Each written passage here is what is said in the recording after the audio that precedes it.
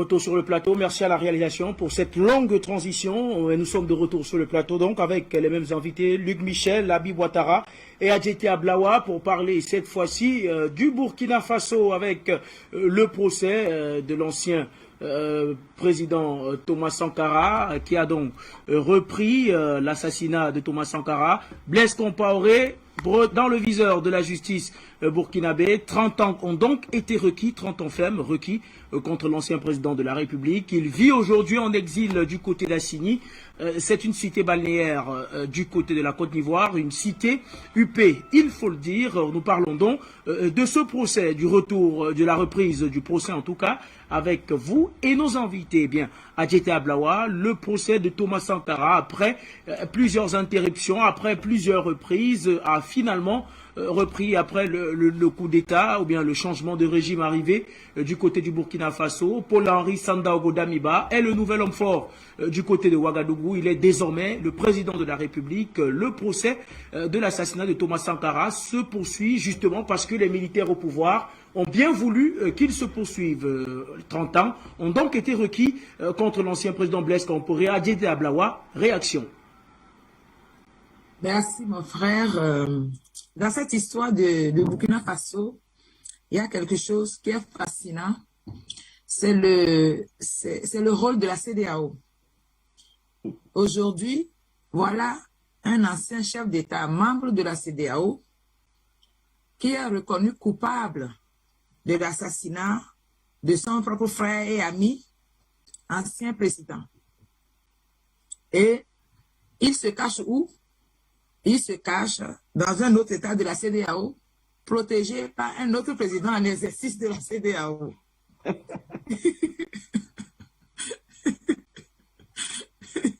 Et la CEDEAO n'a pas prévu des conditions d'extradition de ce genre de situation. Et elle n'en se préoccupe même pas. Et là, on est en train de requérir 30%, 30 ans, 30 ans contre quelqu'un qui vit peinard dans une île paradisiaque, protégée par la force armée, normalement qui doit être une force armée de la CEDEAO qui doit veiller au respect des droits humains dans l'espace ouest africain. C'est là que quand tu regardes les choses, tu te dis, on a l'impression que l'Afrique de l'Ouest n'est pas sur la terre des humains. Et qu'on a des dirigeants qui se comportent comme s'ils sont après Dieu, c'est eux sur terre. 30 ans. Mais comment on va faire? Moi, je serais bien contente de savoir si aujourd'hui, il y a une juridiction de la CEDEAO qui autorise donc les nouvelles autorités du Burkina Faso de faire extrader Blaise Compaoré et de le déposer en prison tranquille à côté de ses coéquipiers assassins de Sankara dans les geôles, bien au chaud et au Burkina Faso. Mais si c'est pour lui donner 30 ans, pour qu'il reste au frais sur une île en Côte d'Ivoire, tant que Ouattara est vivant, ça veut dire qu'il y aura des aménagements de peine particuliers pour lui pendant ce temps-là. 30 ans, c'est bien, mais 30 ans qui ne vont servir pas de peine dissuasive, parce que c'est ce qu'il manque sur le continent africain. Il faut véritablement que l'impunité cesse. Tant qu'on n'aura pas la capacité de punir réellement les criminels de tous ordres, qu'ils soient d'ordre financier, qu'ils soient d'ordre humain, comme les assassinats directs, tant qu'on ne sera pas en mesure de faire cela, nous pouvons condamner, recondamner, mais ceux que nous condamnons resteront dubitatifs et se moqueront même de des peines qui sont prononcées contre eux. Le deuxième point pour moi dans cette affaire, c'est que les commanditaires, on a fait le procès de Compaoré, mais on évite de faire le procès de la France. Il faut quand même condamner la France et trouver ceux qui ont commandité l'assassinat à Compaoré. Puisque Compaoré ne s'est pas prononcé et n'a jamais dit que c'est lui-même, par jalousie, par désir mimétique d'être président et qu'il ne pouvait pas patienter que Sankara finisse son mandat tranquillement et qu'il était pressé de devenir président. C'est pour ça qu'il l'a assassiné. La seule chose que je sais, c'est que je connaissais un président français qui a dit que quand même Sankara l'empêchait de dormir et qu'il fallait trouver une solution à cela. Donc, je fais un lien entre ce que Mitterrand a déclaré au sujet de Sankara et son assassinat qui n'a pas tardé à arriver. La même CEDEAO qui aujourd'hui condamne les coups d'État a oublié que leur petit protégé d'Abidjan actuellement a fait un coup d'État à Sankara. Et à cette époque-là, la CEDEAO était où? Elle n'était pas née, la CEDEAO, en 1987? Si elle était née. Et donc, la CEDEAO est complice de tous ces crimes-là. Et il y a beaucoup de gens qu'on devait juger pour tous ces assassinats, tous les endocolons, toutes les complicités et endogènes doivent passer véritablement en jugement, mais pas en jugement fictif. Parce que là, les autorités du Burkina Faso donnent un signe fort, comme quoi ils sont anti-assassinat gratuit, mais il manque quelque chose pour moi, toujours dans ce procès, qui consiste à ne pas condamner directement la France, même de façon symbolique, pour dire, nous savons, voilà la part de responsabilité de la France, voilà les preuves, et nous savons, et nous condamnons cela, et nous décidons que la France, pour cela, doit subir tant dans le pays, en même temps que Compaoré prend 30 ans tranquille, même s'il est à Abidjan. Pour finir, pour que tout ce que je dis devienne une réalité un jour, il faut à la tête de tous les pays de l'Afrique de l'Ouest de véritables patriotes. Ce qui veut dire qu'aujourd'hui, si on avait à Abidjan un patriote, demain, une fois que le procès sera véritablement fini, eh bien, extradé, direction Ouagadougou et les prisons de Bobo Dioulasso, si cela le faut même. Tant qu'on n'aura pas réussi à avoir des Africains honnêtes, patriotes, qui s'entendent pour avoir les mêmes droits humains applicables dans tout l'espace de la CEDEAO, on peut faire un procès à Abidjan et le gars dort tranquille à Dakar. Et on fait un procès à Lomé et le gars dort tranquille à Lagos. Et on fait un procès à Dakar et il dort tranquille à Bamako. Est-ce que cela peut continuer? Est-ce qu'on va continuer cette mascarade-là longtemps?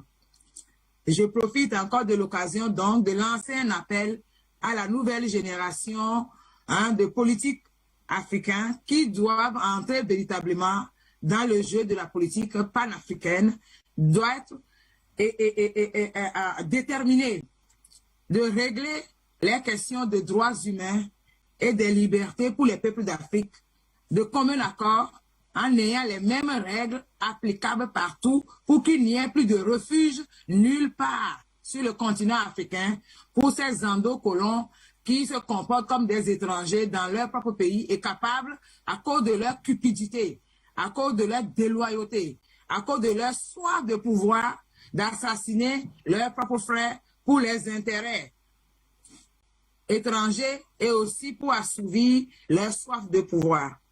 Voilà ce que je peux dire sur cette question des 30 ans qu'on donne à Compaoré, mais qui pour moi constitue un coup d'épée dans l'eau parce qu'il ne sera pas vraiment appliqué comme on l'a fait dans le cas de Hissène Habré, parce que c'est les Français qui voulaient la tête de Hissène Habré.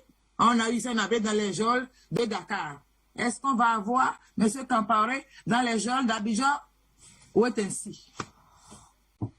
Merci à vous, Adjeté Ablawa. Eh bien, Luc Michel, la responsabilité de la France dans l'assassinat de Thomas Sankara au fil de l'histoire et au fil du temps a été prouvée, mais il faut rappeler que la Côte d'Ivoire avait également été aussi indexée dans l'assassinat de Thomas Sankara. Est-ce que d'après vous, le fait que Blaise Compaoré soit en exil du côté d'Abidjan depuis des années, il semble couvert par le régime du président Alassane Dramane Ouattara, prouve effectivement la complicité de la Côte d'Ivoire dans l'assassinat de Thomas Sankara? Et les Romains avaient une maxime, c'est quid protest, à qui profite le crime. Tout le monde sait que le coupable de l'assassinat de Sankara, il s'appelle François Mitterrand. Tous ceux qu'on est en train de juger pour le moment à Ouagadougou, ce sont des comparses, ce sont les exécuteurs, mais ce ne sont pas les commanditaires de l'assassinat. Le deuxième homme qui est coupable, c'est Ronald Reagan, le président américain, qui a autorisé la France.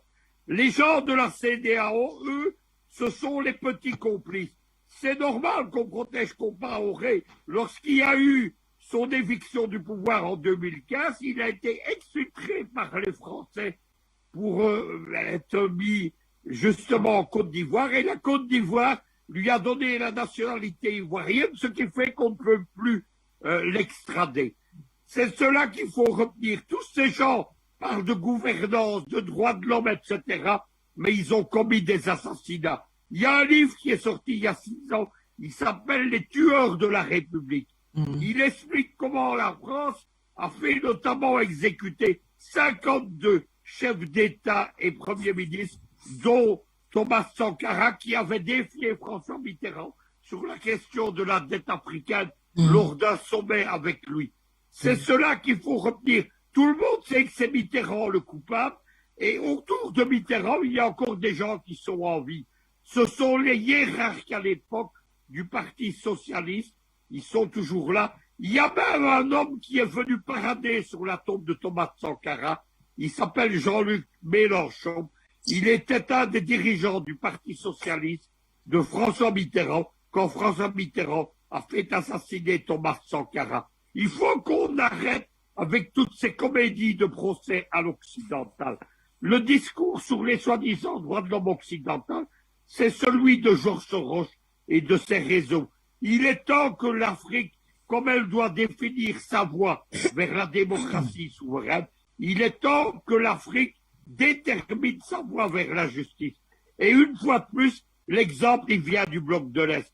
Croyez-vous qu'à Moscou, à Pékin ou à Téhéran, on applique les lois et les droits de l'homme occidentaux? Non, on applique une justice russe, chinoise ou iranienne. On est en train de juger des comparses. On va mettre Djedéré, qui va mourir probablement en prison, qui est surtout coupable d'avoir raté le dernier coup d'État pro-français dans son pays.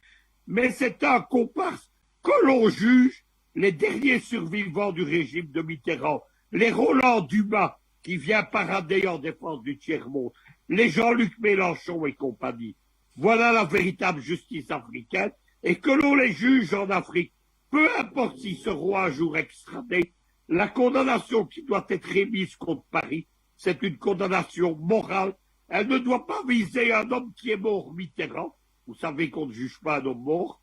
On ne doit pas être émise contre un régime qui n'existe plus, mais elle doit être émise contre les dirigeants de ce régime qui sont encore en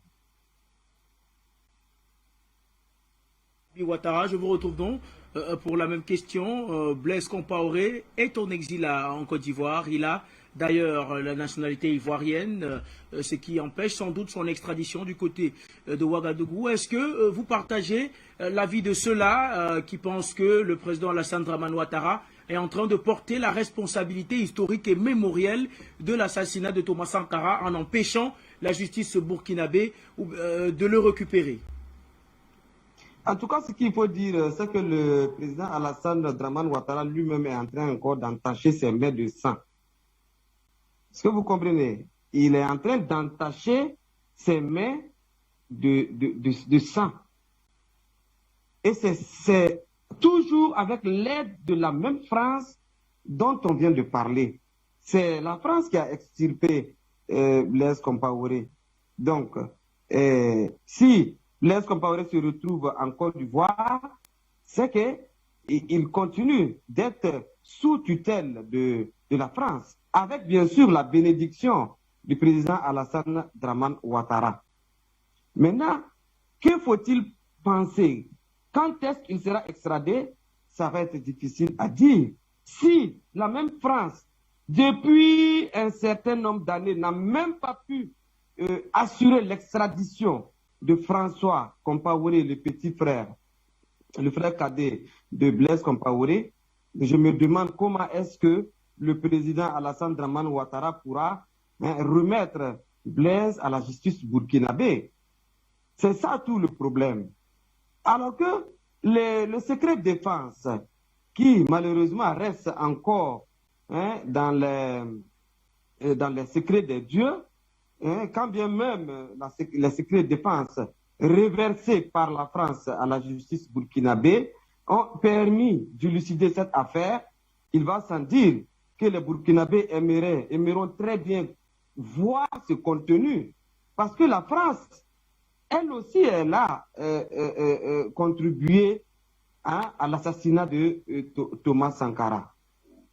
Donc, il est grand temps que la justice fasse une lumière sur cette affaire, parce que les 30 ans ont été donnés à Blaise, et il y en a d'autres, bien sûr, qui ont écopé de 30 ans, de 20 ans, ou de 11 ans. Mais là n'est pas le problème. Il faut enfin que les Burkinabés puissent faire le deuil de ce président qu'ils considèrent comme un idole.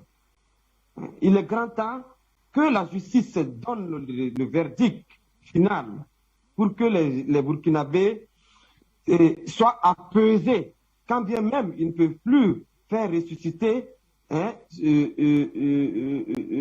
cet idole africain d'ailleurs. Mais il faut que la famille de Thomas Sankara puisse enfin pleurer la mort de leur père, de leur fils, de leur mari. Quand je pense à Madame Sankara, qui, avec les premiers esquisses donc, des condamnations prononcées par le procureur du Faso, semble ne même pas être satisfaite. Donc, wait and see. Attendons de voir la décision finale de la justice burkinabé. Il est venu pour nous de prendre la direction du Standard pour permettre à nos téléspectateurs de donner leur opinion sur les sujets que nous sommes en train de traiter. En premier sujet, nous avions le Mali. Cette fois-ci, nous sommes sur le Burkina Faso. On parle de la justice qui a donc requis 30 ans de prison ferme contre Blaise Compaoré dans l'assassinat de Thomas Sankara. Nous sommes au Standard avec cet appelant qui nous appelle de l'Allemagne. Bonsoir et bienvenue. Bonsoir.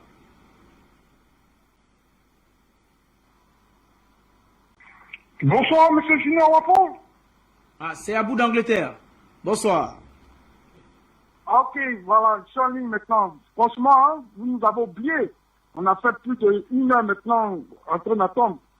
Alors qu'il appelle sur le continent, c'est en priorité, par instance, l'émission des appelants, des téléspectateurs. Je salue vos invités, néanmoins, et en particulier le doyen Luc Michel, l'Africain, que j'aime bien, et tous les techniciens, le PDG que j'adore, et tous les appelants qui sont sur la plateforme Telegram. Une fois que j'ai dit cela, en ce qui concerne les deux problématiques qui nous est portées à la discussion ce soir, sur la première problématique, nous avons retenu 5 points essentiels. D'abord, le premier point est que la force Barkhane en ce plein 21e siècle, n'a pas le droit d'être sur le territoire malien. Parce que nous la considérons comme une force d'occupation. Nous la considérons comme une force comme l'Allemagne avait occupé la France au temps de la Deuxième Guerre mondiale. Et nous disons encore, dans un deuxième point, pourquoi elle n'a pas ce point d'être, elle n'a pas le droit d'être là-bas, parce que elle n'a pas donné des résultats probants pour la mission qui lui était confiée. En 10 ans, elle n'a pas pu mettre fin au terrorisme. Donc, elle a échoué. Donc, elle a perdu tout droit de rester territoire malien. Maintenant, le troisième point est que la réciprocité, hein, il n'y a pas d'armée malienne en France. Donc, sur le plan de la réciprocité, en ce plein 21e siècle-là, nous disons que plus tous les pays se valent, alors la France n'a pas le droit d'occuper la terre malienne, alors qu'elle ne permettrait pas que l'armée malienne occupe la terre française. Maintenant, dans le quatrième point aussi, nous rappelons historiquement que la France avait chassé l'armée américaine qui était venue les aider à se libérer du joug allemand. Mais les Américains n'ont pas discuté, ils sont partis. Donc la France n'a pas le droit à discuter. Plus les Maliens sont autonomes, sont souverains, et ils ont le droit de choisir leurs partenaires. Donc pour cette raison-là, la France n'a pas le droit d'être au Mali. Maintenant, nous disons aussi que la France, elle est venue, depuis qu'elle a été sur le sol malien, le bilan que nous faisons des morts maliens est un bilan très élevé en 10 ans, alors qu'elle n'a perdu que 52 personnes. Donc nous disons que c'est une armée incapable, une armée fainéante, elle n'est pas crédible. Pour ce fait-là, c'est un partenariat à perte, donc elle n'a pas le droit d'être sur le territoire malien. Pour dire que le Mali a raison de chasser comme la force Barkhane, et que la force Barkhane a échoué. Donc un nouveau partenariat est logique pour le Mali de prendre un nouveau partenariat, de chercher des nouveaux partenaires qui puissent garantir leur sécurité. Donc la force Barkhane est normal qu'elle quitte le Mali. Maintenant, le deuxième sujet sur le Burkina, nous disons que un procès de Thomas Sankara, de la mort de Thomas Sankara, sans qu'on appelle le gouvernement français à la barre, est une parodie de procès. Nous disons que on ne peut pas dire en ce plein 21e siècle-là que où tous les yeux sont ouverts, Afrique Média a ouvert les yeux des Africains, qu'on m'a donné 30 ans à un Blaise Compaoré, quand on sait qu'il est moribond, il est en Côte d'Ivoire, c'est un peu une poudre de pèlempépé qu'on veut mettre aux yeux des Africains. Nous, les Africains, nous ne sommes pas dupes. Nous disons qu'il est temps de faire le procès de la France, que les voies commanditaires, c'est la France qui a tué tous nos présidents jusqu'à présent. Il est temps que maintenant, on ait un procès où tous les militaires sont au pouvoir et ces militaires patriotes sont au pouvoir, qui fassent sortir les vrais dossiers pour au moins redonner la dignité aux Africains, puisque Thomas Sankara, pour nous, c'est une icône, et il faudrait que sa dignité et, comme on appelle ça, sa legacy soit rétablie et restaurée. Donc, c'est un procès de parodie, et nous disons que les 30 ans, ça ne nous émeut pas, ça ne nous dit rien. Nous voulons que la force vienne là-bas. Je vous remercie, c'était M. Abou depuis l'Angleterre. Bye bye from là-bas. Monsieur Abou, de nous avoir apporté votre contribution. On va rester au standard pour prendre notre appelant. Allô, bonsoir.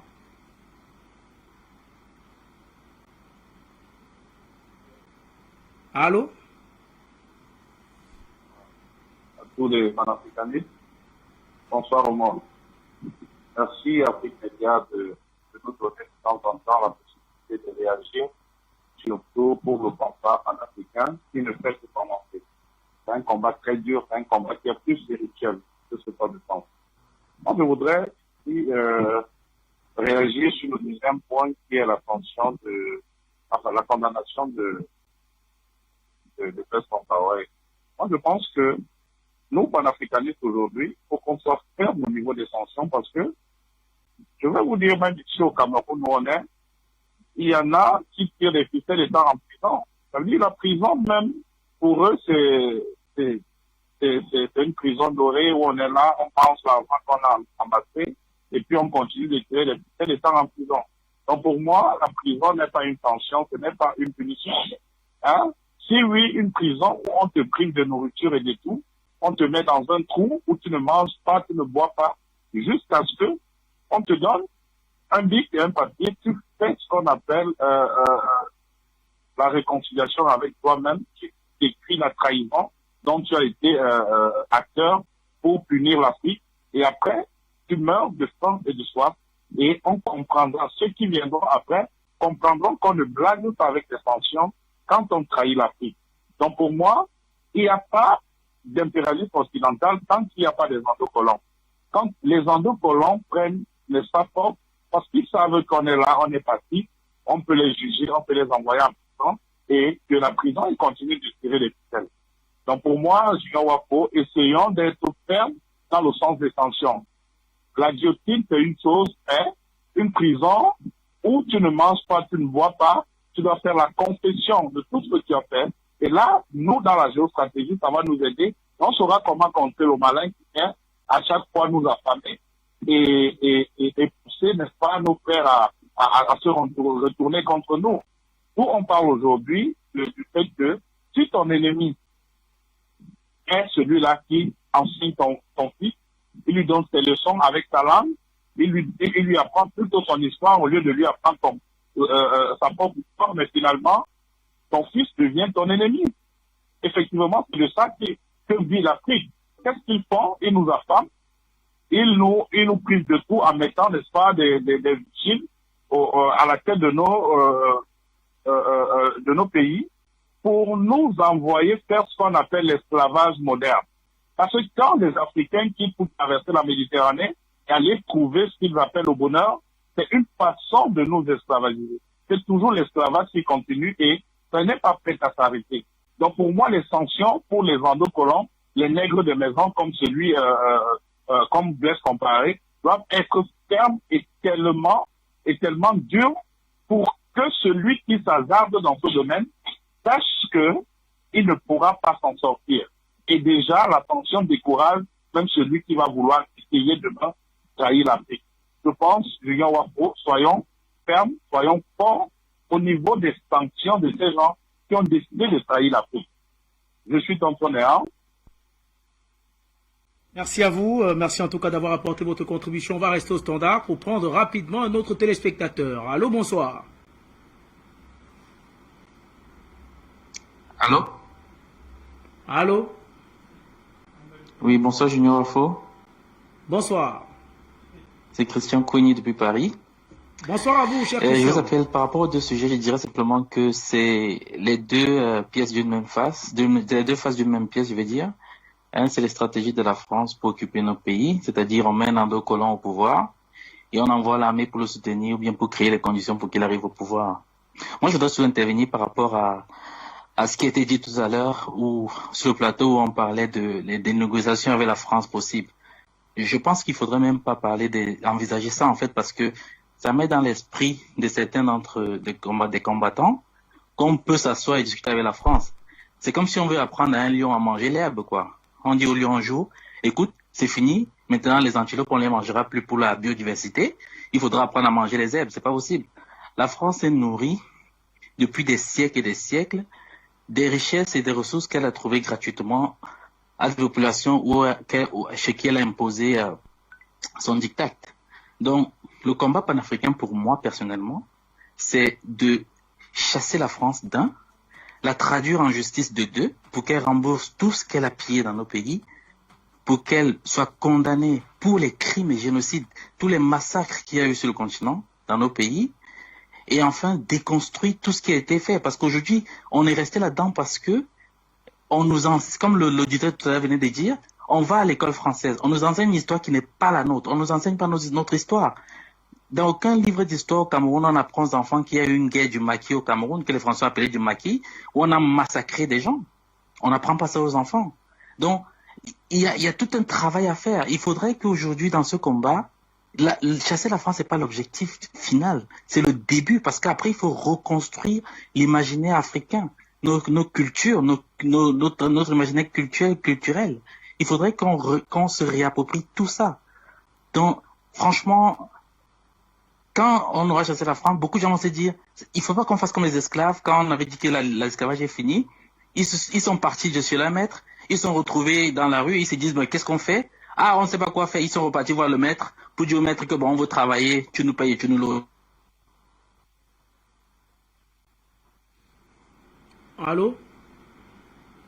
Non. Vous êtes en direct, Christian, allez-y, nous vous écoutons.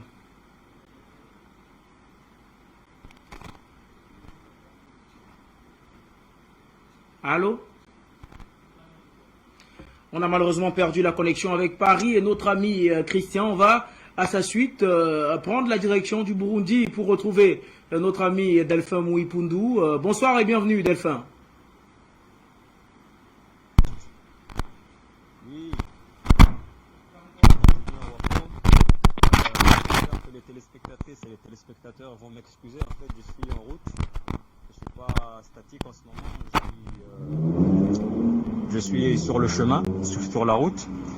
Donc je vais essayer d'être bref et en espérant que je suis audible, je transmets mes salutations à tes invités, mon cher frère Luc Michel, ma grande sœur Adjeté Ablawa et monsieur Habib. Donc concernant le sujet qui nous occupe ce soir, moi personnellement, bon, on va dire,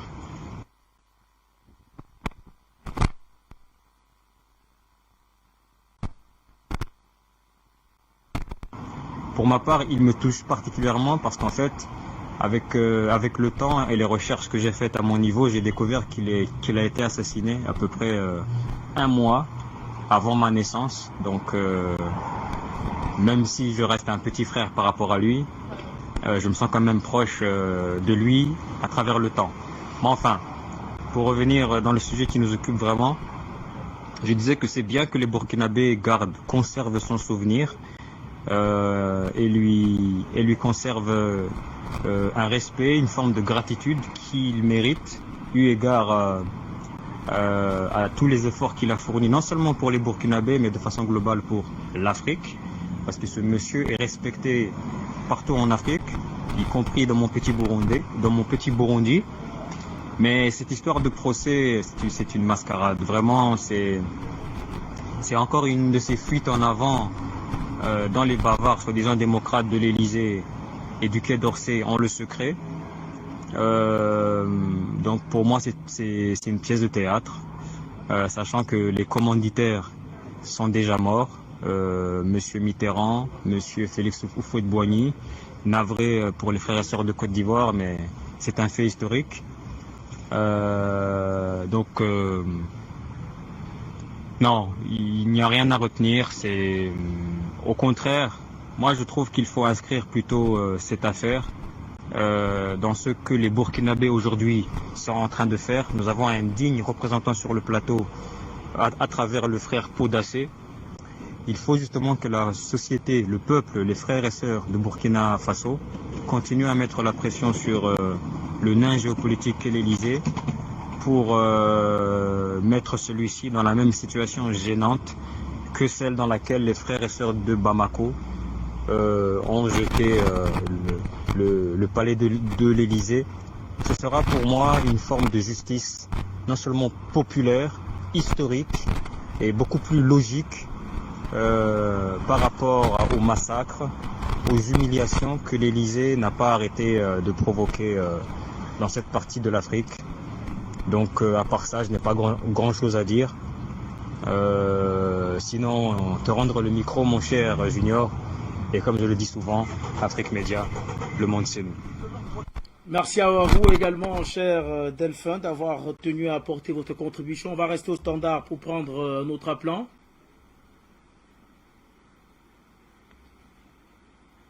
Est-ce que nous avons un appelant, Yannick?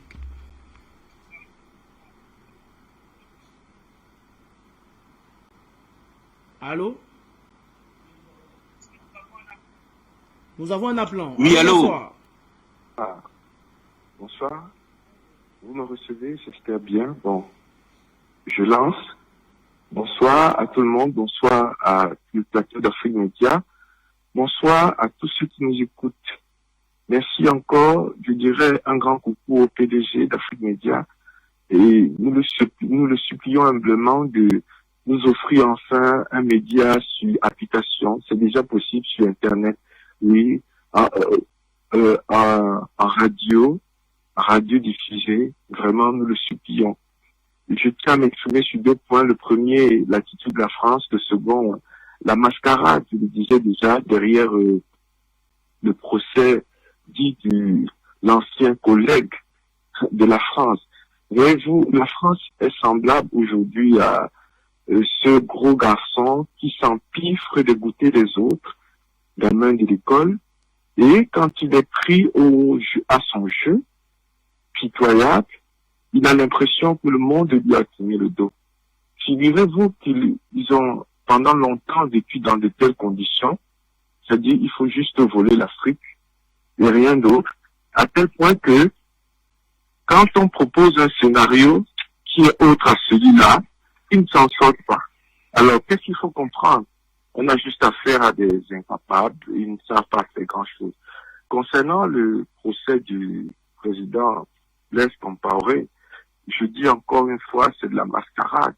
Parce que quel résultat peut-on donner à tout ceci?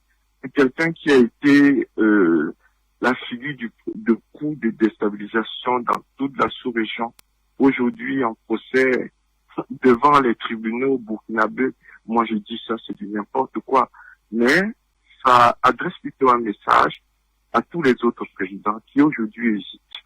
Parce que seront-ils les livreurs français ou les livreurs de la France? À mon humble avis, s'ils sont des livreurs français, ils livreront le pain que la France produit pendant très peu de temps. Et s'ils deviennent des livreurs du peuple, ils le feront indéfiniment. Et vous n'avez qu'à regarder encore aujourd'hui comment les images de ce grand homme nous pénètrent le cœur. Alors je dis merci à Afrique Média, le monde est salut. Merci à vous également, c'est nous qui vous remercions. On va prendre à présent le dernier téléspectateur de cette édition d'Appel sur le continent, c'est M. Kwebo. Bonsoir et bienvenue, M. Kwebo. Oui, bonsoir Monsieur Junior Wafo, bonsoir à vos invités, bonsoir à tous les téléspectateurs d'Afrique Média. Monsieur Wafo, nous sommes satisfaits ce soir parce que vraiment vos panélistes nous ont étayés sur ce sujet sur tous les plans. Moi je dirais par rapport au Mali, que la France doit se retirer. C'est la meilleure option pour elle. Si elle ne se retire pas, c'est que c'est une déclaration de guerre contre le Mali. Et c'est la première fois que la France déclarera la guerre à un pays africain. Parce que la plupart du temps, elle nous fait une guerre par lâcheté, cachée derrière nos chefs d'État. Mais cette fois-ci, si elle ne part pas, ce sera une déclaration de guerre. Ce n'est pas seulement le départ de Barkhane. Il faut que les gens de Takuba partent. Et pour cela, il faut vraiment ressortir la solidarité africaine, monsieur Nwafo. Remarquez que les gens partent d'Europe, du froid, pour venir au Mali. Pendant ce temps, nos chefs d'État n'ont envoyé aucun contingent. Donc j'invite au moins 3 chefs d'État africains d'envoyer un contingent soutenir Goïta. Ça va aider la France à se retirer, ça va aider Takuba à se retirer. Car ils ne peuvent pas nous gagner chez nous, nous sommes chez nous. S'ils viennent nous faire la guerre chez nous, nous allons les battre. Donc c'est ça qu'il faut retenir. Donc je passe au-delà pour arriver sur le sujet principal, Thomas Sankara. Il ne faut pas éluder les choses. Vraiment, Luc Michel a dit on n'accuse pas les morts, mais non, M. Mitterrand n'a pas tué Sankara parce que Sankara lui avait piqué sa femme ou bien parce qu'il a pris la femme de Sankara comment on l'appelle encore là. L'ancien président avait pris la femme de notre empereur. Pas du tout. Il l'a tué parce qu'il était président français. Donc c'est le président français qui est à la barre ici. C'est encore ces Français qui ont exfiltré Compaoré en Côte d'Ivoire parce qu'ils savaient que s'il reste au Burkina, il devra répondre de ce crime. Quant à notre frère Compaoré, ce monsieur avait déjà donné le verdict le lendemain de l'assassinat. Il avait dit c'est dommage que Sankara ait voulu nous tuer. Donc il a expliqué pourquoi il a tué Sankara. Donc c'est pas